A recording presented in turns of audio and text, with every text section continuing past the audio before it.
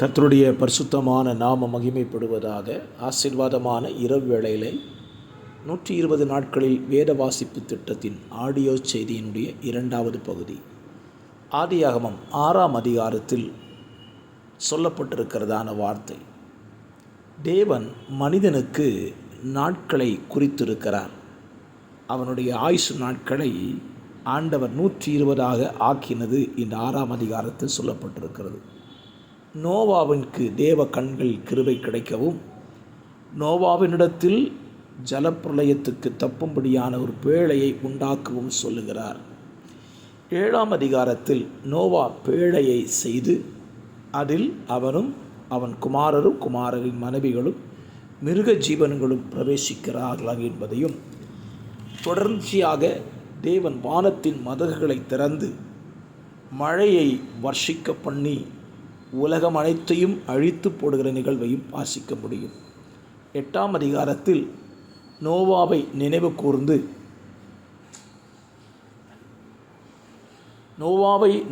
கூர்ந்து மழையை நிறுத்தி மழை நீரை வடிய பண்ணி நோவாவையும் அவன் குமாரரின் மனைவியையும் ஆண்டவர் பேழையை விட்டு வெளியே கொண்டு வருகிறார். பேழையை விட்டு வெளியே வந்த நோவா பலிபீடம் கட்டி கர்த்தரை தொழுது கொள்ளுகிறான். 9ஆம் அதிகாரம் தேவன் நோவாவையும் அவன் குமாரரையும் ஆசீர்வதித்து பலுகி பெருக பண்ணுகிறார். தேவன் நோவாவினிடத்தில் ஒரு உடன்படிக்கை செய்கிறார். அந்த உடன்படிக்கை வானத்திலே ஒரு மில்லை அவர் வைத்து உடன்படிக்கை செய்கிறார். தொடர்ச்சியாக நோவாவும் அவன் குமாரரும் ஜலப்பிரளயத்துக்கு பின்பு தோட்டத்தை பயிரிட்டு அவர்கள் விவசாயத்திலே ஆரம்பிப்பதையும், நோவா திராட்சரசம் குடித்தது நிமித்தம் வஸ்திரம் விலகி படுத்ததினாலே அவன் குமாரன் இளையவன் கண்டு அதை மற்றவர்களுக்கு அறிவிக்கிறதையும், தன் பிள்ளைகளை சபிக்கிற சம்பவத்தையும் வாசிக்க முடியும். 10ஆம் அதிகாரம் ஜலப்பிரளயத்துக்கு பின்பு உண்டானதான ஜாதிகளை குறித்து 10ஆம் அதிகாரம் முழுவதும் சொல்லப்பட்டிருக்கிறது. மத்தேயு சுவிசேஷம் 6ஆம் அதிகாரத்தில் நம்முடைய ஆண்டவராகிய இயேசு கிறிஸ்து தம்முடைய சீஷர்களுக்கு ஜெபிக்கும்படி கற்றுக் கொடுக்கிற பரமண்டல ஜெபம் அந்த இடத்துல சொல்லப்பட்டிருக்கிறது. நாம் எப்படி ஜெபிக்க வேண்டும் என்பதையும் ஆண்டவர் இந்த 6ஆம் அதிகாரத்தில் சொல்லி வைத்திருக்கிறார். அதே போல் நமக்கு பூமியில் பொக்கிஷங்களை சேர்த்து வைக்க வேண்டாம் என்றும், 2 எஜமான்களுக்கு ஊழியம் செய்யக்கூடாது என்றும், நாம் எதை குறித்தும் கவலைப்படாமல் இருக்க வேண்டும் என்று சொல்லியும், முதலாவது தேவராஜ்யத்தையும் அவர் நீதியும் தேட வேண்டும் என்று சொல்லி 6ஆம் அதிகாரத்திலே குறிப்பிடுகிறார். 7ஆம் அதிகாரத்திலே தன்னுடைய தவறை உணர வேண்டும் என்று சொல்லி ஆரம்பிக்கிறவர், கேளுங்கள் அப்பொழுது உங்களுக்கு கொடுப்பேன் என்று சொல்லி அந்த வசனத்தை 7ஆம் அதிகாரத்திலே பதிவிடுகிறார். பொல்லாதவர்கள் என்பது நாமும், நல்லவர் என்பது நமது பிதாவும் என்கிற வாக்கியத்தையும் அங்கே கோடிட்டு காண்பிக்கிறார். ஜீவனுக்கு போகிற வாசலையும் அழிவுக்கு போகிற வாசலை குறித்தும் 7ஆம் அதிகாரத்தில் சொல்லுகிறார்.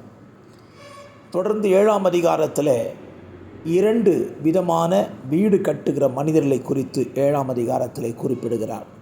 8ஆம் அதிகாரத்தில் மலை பிரசங்கத்தை முடித்து கீழே வரும் பொழுது குஷ்டரோகி ஒருவனை அவர் சுஸ்தமாக்குவதையும், அதைத் தொடர்ந்து 100க்கு அதிபதியினுடைய விசுவாசத்தை நிமித்தம் அவன் வேலைக்காரன் சுஸ்தமாவதையும் 8ஆம் அதிகாரத்தில் நீங்கள் வாசிக்க முடியும். அதைத் தொடர்ந்து பேதுருவின் மாமி சுரமாய் கிடக்கிறாள், அவளை இயேசு சுகமாக்குகிறார். தொடர்ந்து ஆண்டவராகிய இயேசு கிறிஸ்து 8ஆம் அதிகாரத்தில் ஸ்தோத்திரம் லேகியோன் பிசாசு பிடித்திருந்த மனிதனை சுஸ்தமாக்குவதை குறித்து நாம் வாசிக்க முடியும். 9ஆம் அதிகாரத்தில் படுக்கையில் திமிர்வாதமாய் கிடந்தவனை இயேசுவிடத்தில் கொண்டு வருகிறார். இயேசு அவன் பாவங்களை மன்னித்து அவனை சுகமாக்கி அனுப்புகிறதையும், ஆண்டவராகிய இயேசு கிறிஸ்துவினாலே சரீரத்திலே அவர் அணிந்திருந்த வஸ்திரத்தை தொட்டு சுகமான பெரும்பாடுள்ள ஸ்திரீயை குறித்தும் 9ஆம் அதிகாரத்தில் வாசிக்க முடியும். தொடர்ந்து 9ஆம் அதிகாரத்தில் அவர் குருடனை சுகமாக்குகிறார். 10ஆம் அதிகாரத்தில் தம்முடைய சீஷர்களாக இருந்த 12 அப்போஸ்தலர்களை அவர் தெரிந்து கொள்ளுகிறதையும் இந்த பகுதியிலே நாம் வாசிக்க முடியும். இப்படியாக வேத புத்தகத்தில் அவர் நமக்கு எழுதி கொடுத்த வசனத்தை வாசிக்க இந்த நாளிலே கிருபை செய்த தேவனுக்கு நன்றி சொல்லுவோம். God plus.